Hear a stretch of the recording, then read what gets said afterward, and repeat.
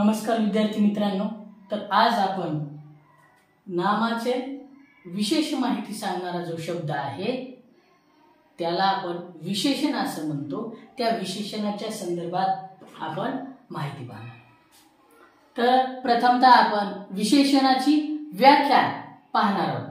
नामाबद्दल विशेष माहिती सांगणाऱ्या शब्दास विशेषण असे म्हणतात। नामाच्या विषयी विशेष माहिती जो शब्द सांगतो त्याला विशेषण असं म्हणतात। उदाहरणामध्ये कडू, कारले, सुंदर फूल, चौपट पैसा, दुबार पेरणी, पुष्कळ माणसे, थोडे काम इत्यादी। म्हणजे जर नामाविषयी नामाला जोडून कडू, सुंदर, चौपट, दुबार, पुष्कळ, थोडे असे शब्द येत असतील तर त्याला आपण विशेषण असं म्हणतो। आता विशेषणाचे कोणकोणते प्रकार आहेत ते आपण पाहूया। विशेषणाचा पहिला प्रकार आहे गुण विशेषण। यामध्ये नामाचा एखादा विशेष गुण किंवा विशेषता त्याची काय आहे त्याबद्दल माहिती दिली जाते। उदाहरणार्थ काळा, सुंदर, मोठा, आंबट, लबाड इत्यादी। काळा कोळसा, सुंदर मुलगी, मोठा रस्ता, आंबट द्राक्ष, लबाड लांडगा इत्यादी। दुसरा विशेषणाचा प्रकार आहे संख्या विशेषण। या संख्या विशेषणामध्ये नामाच्या संख्या, गणना, नामाचा क्रम, त्याची आवृत्ती, त्याची अनिश्चितता संख्यात्मक स्वरूपामध्ये सांगितलेली असते, त्याला आपण संख्या विशेषण असं म्हणतो। उदाहरणार्थ 4, अर्धा, दुसरा, चौपदरी, प्रत्येक, 10, काही इत्यादी। यामध्ये 4 मुले, अर्धा तुकडा, दुसरा क्रमांक, चौपदरी रस्ता, प्रत्येक जण, 10 मुले, काही माणसे इत्यादी। म्हणजे अशा स्वरूपाचे शब्द नामाला लागून आले तर त्याला आपण संख्या विशेषण असे संबोधतो। नामात संख्या विशेषण असं संबोधतो। आता विशेषणाचा तिसरा प्रकार आहे साधित विशेषण। म्हणजे जे विशेषण नाम, सर्वनाम, विशेषण, धातू, अव्यय इत्यादी पासून तयार झालेले असतात त्या विशेषणाला साधित विशेषण असे आपण म्हणतो। उदाहरणार्थ पुणेरी पगडी, जेवढे काम, काळाभोर हत्ती, धावणारा मुलगा, वरचा मजला। म्हणजे यामध्ये नाम, सर्वनाम, विशेषण, धातू, अव्यय यापासून तयार झालेले जे विशेषण आहेत त्या विशेषणाचा वापर साधित विशेषण म्हणून करतात।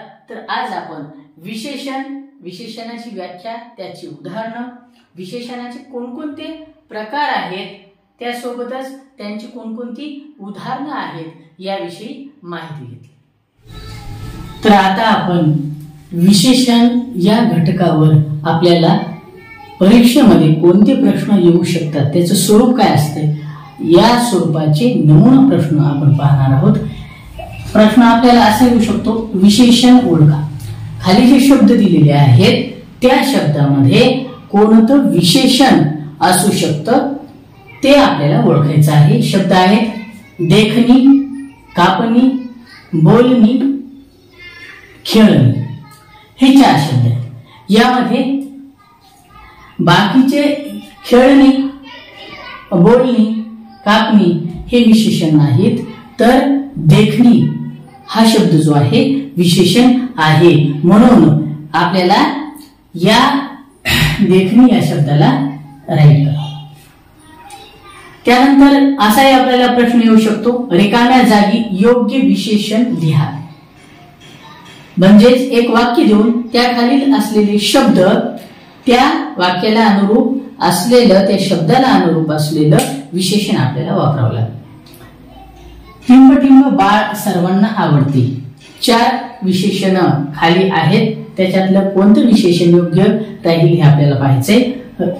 अ रडणारे, ब घाणेरडे, केकाटणारे, ड हसरे.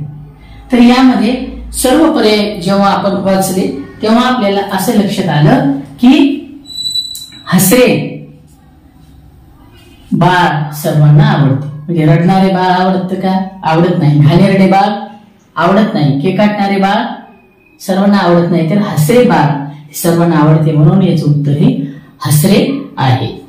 तिसरा प्रश्न आहे, नामासाठी योग्य विशेषण निवडा. म्हणजे देण्यात आलेले जे नाम आहे त्यासाठी योग्य विशेषण निवडायचे आपल्याला. बाहुली, बाहुली साठी विशेषण निवडायचे. भव्य, अथांग, बोलकी, उष्ण. म्हणजे भव्य बाहुली नाही, अथांग बाहुली नाही, उष्ण बाहुली नाही. म्हणजे बाहुली कशी असते? बोलकी. म्हणून या ठिकाणी बोलकी, बाहुली हे या नामासाठी, बाहुलीसाठी हे बोलकी हे विशेषण आहे. चौथा प्रश्न कसा आपल्याला येऊ शकतो परीक्षेमध्ये? विशेषण नसणारा शब्द ओळखा. म्हणजे दिलेल्या शब्दामध्ये कोणता शब्द विशेषण नाहीये ते आपल्याला ओळखायचे. पिवळी, सुकलेली, गर्द, सावली. म्हणजे पिवळी फुले, सुकलेली फळे, गर्द, सावली.